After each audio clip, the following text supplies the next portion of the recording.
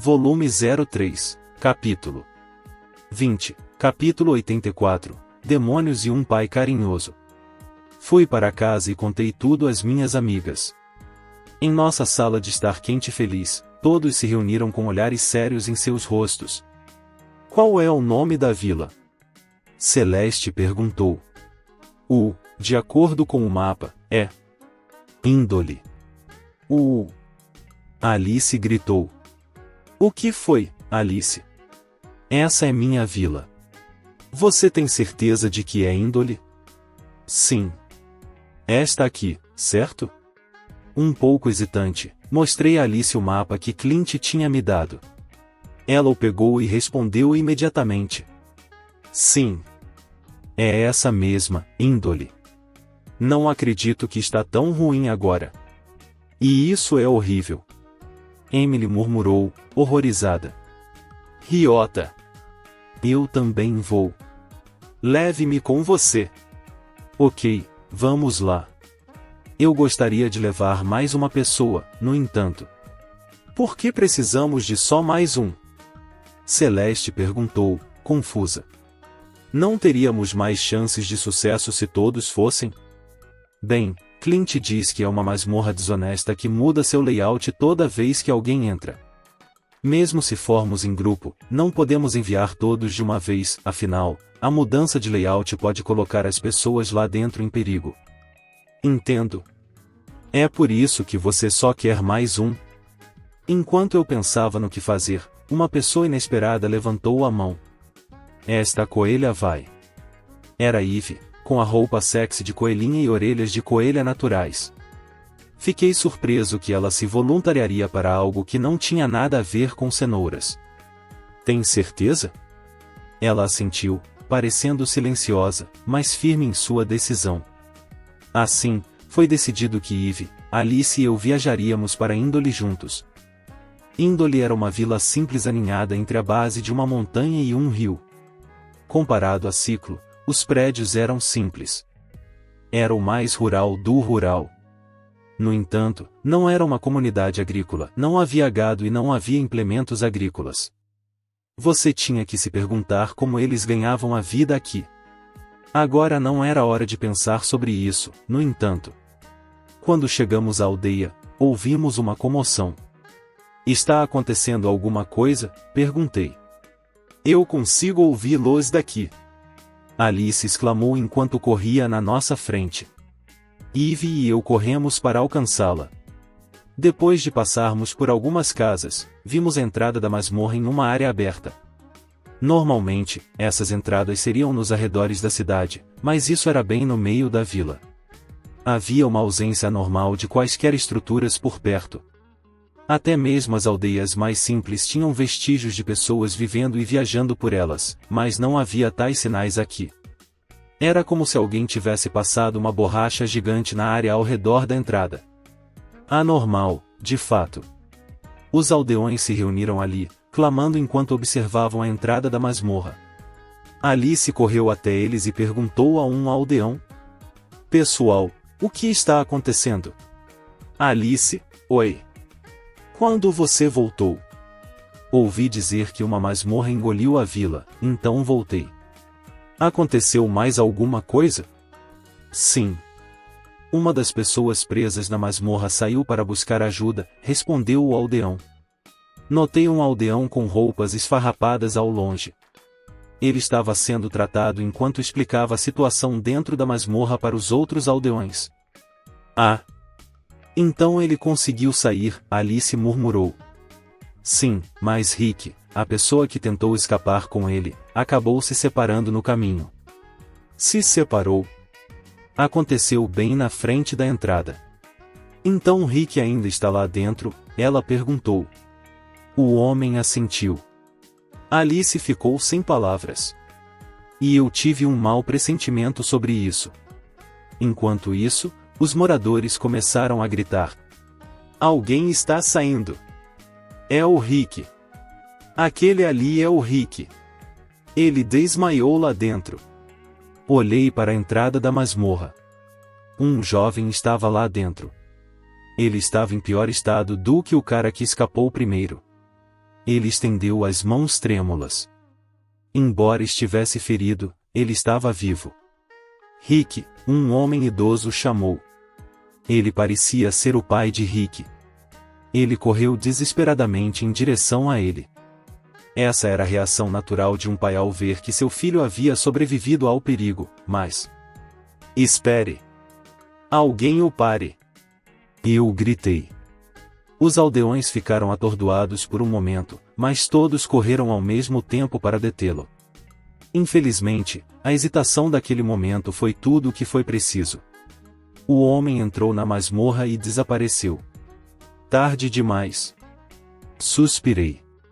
Todos os outros pareciam desapontados também. Esta masmorra desonesta mudava de forma toda vez que alguém entrava. Mesmo se alguém estivesse bem diante dos seus olhos, tentar entrar e salvá-lo era a pior coisa que você poderia fazer. Enquanto os moradores ainda estavam aglomerados em volta da entrada, eu disse a Ivy e Alice: Vou entrar. Você vai sozinho, Ryota? A Alice perguntou. Você viu isso, não viu? Entrar em grupo não faria nada. Na verdade, podemos apenas mudar mais a masmorra, aumentando a probabilidade de perigo. Eu acho. O que fazemos? Ivy me perguntou. Mantenha a entrada selada. Eu não ficaria surpreso se um aldeão tentasse correr para dentro toda vez que alguém saísse. Você pensaria que eles aprenderiam com essa demonstração, mas a emoção pode levá-los a esquecer. Ok. Nós vamos pará-los. Alice declarou, torcendo as mãos o tempo todo. A força, Ivy acrescentou enquanto golpeava o ar. Deixei este lugar para minhas amigas confiáveis e entrei na masmorra. Em um instante, tudo ao meu redor mudou. A masmorra era como uma passagem subterrânea com pavimento de pedra. Agora eu estava no meio de um caminho. Olhei para frente e olhei para trás, mas o caminho se estendia para os dois lados. A entrada pela qual eu tinha acabado de passar não estava em lugar nenhum. Que chatice! Esta masmorra não é o tipo de lugar para aventureiros invadirem e farmarem. Uau, estou realmente começando a entender este mundo, hein? Pensei comigo mesmo enquanto carregava todos os tipos diferentes de balas em minhas armas. Pronto para qualquer situação, segui em frente. Um monstro apareceu imediatamente. Era um pequeno monstro, ainda menor que Emily. Mas não tinha o corpo de uma criança. Na verdade, seu rosto lembrava de um adulto zombeteiro, e tinha chifres e presas afiadas. Graças às asas de morcego em suas costas, ele podia até voar. Parecia ser um pequeno monstro demoníaco. Como eles chamam monstros como esse neste mundo? Eu me perguntei enquanto preparava minhas armas. No entanto, o monstro fugiu. Surpreso, fiquei ali, segurando minhas armas. Essa pode ter sido a primeira vez que um monstro simplesmente fugiu assim que me viu. Talvez seja só esse tipo de homem. Capo. Houve um impacto repentino na parte de trás da minha cabeça. Fiquei tão surpreso que tropecei, mas consegui manter o equilíbrio e me virei.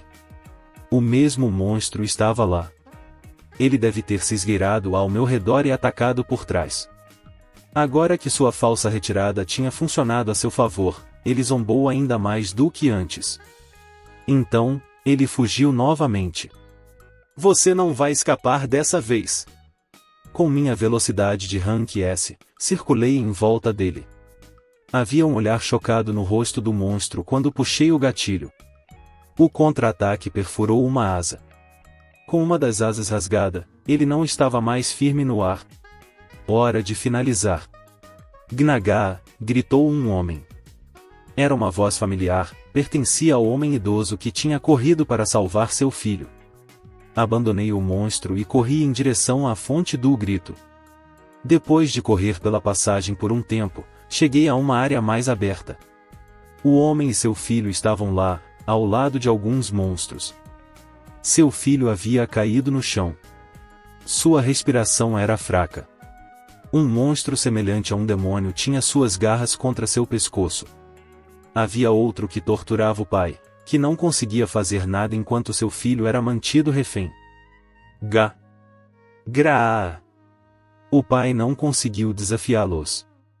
Ele só conseguiu encarar em desespero seu filho caído. Os dois demônios riram dele. Meu sangue gelou com a visão. Fiquei ainda mais furioso do que quando um deles me emboscou antes. Respirei fundo e corri para a frente. Primeiro, agarrei a cabeça daquele que havia tomado o jovem como refém. Então, continuei e agarrei o outro, que ainda estava gargalhando e torturando o velho. Os dois monstros ficaram confusos quando eu os joguei contra a parede e os empurrei ainda mais para dentro dela. Criei rachadura. Senti suas cabeças achatadas contra a parede. Quando soltei, os demônios agora sem cabeça caíram no chão. Rick.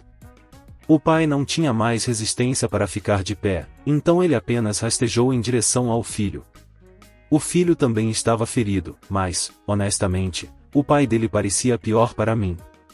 Ambos estavam em perigo real, mas eu poderia consertar isso. Recarreguei minhas armas com 5 balas de fortalecimento e uma bala de cura cada. Então, com a configuração de cura mais poderosa possível, disparei uma bala em cada um deles. Uma luz branca os envolveu. Rick! Rick, você está bem? O pai gritou. Pai! Por que você está aqui? Um pai desesperado, um filho atordoado. Eu consegui salvar os dois por enquanto.